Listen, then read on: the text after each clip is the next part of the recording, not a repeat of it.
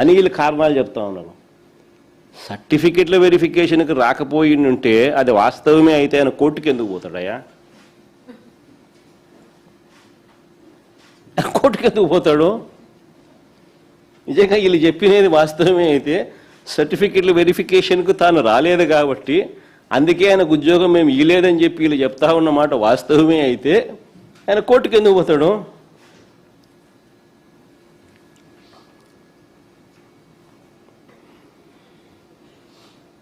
First rank సాధించిన వ్యక్తి సర్టిఫికెట్ల వెరిఫికేషన్కు రాలేదు కాబట్టి పోస్టు ఇవ్వలేదని అంటారు.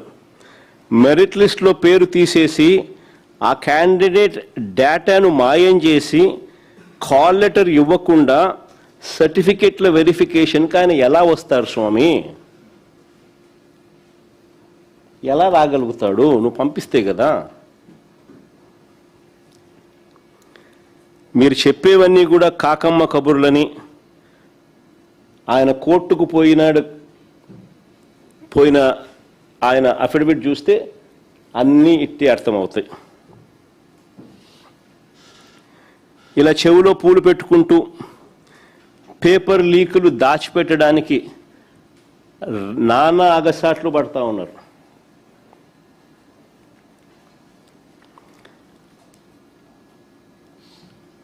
పేపర్ తయారీలో ఎవరెవరు ఉన్నారు? ఇవన్నీ బయటికి రావాల్సిన విషయాలు. పేపర్ తయారీలో ఎవరెవరు ఉన్నారు? డిజిటల్ యాక్సెస్ ఎవరెవరి చేతుల్లో ఉంది? ఎంతమందికి లీక్ వెళ్ళింది? ఎంత ముడుపులు చేతులు మారాయి? ఇవన్నీ తేలాలి. అందుకే సిబిఐ విచారణ కావాలి అని చెప్పి గట్టిగా డిమాండ్ చేస్తూ ఉన్నాం.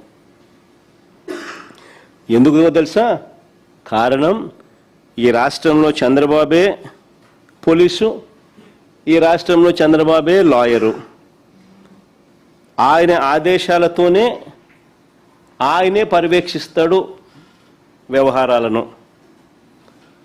అధికారం ఉన్నది ఆయన చేతుల్లోనే, అధికారులు రిపోర్ట్ చేసేది ఆయనకే. మరి నిజాలు బయటికి రావాలి అని అంటే ఆయన కొడుకే విద్యాశాఖ మంత్రి. మరి నిజాలు బయటికి రావాలి అని అంటే విచారణ నిజాయితీగా జరగాలి అని అంటే సిబిఐ లాంటి ఏజెన్సీ, థర్డ్ పార్టీ ఏజెన్సీ వస్తేనే కదా నిజాలు బయటకు వచ్చేది.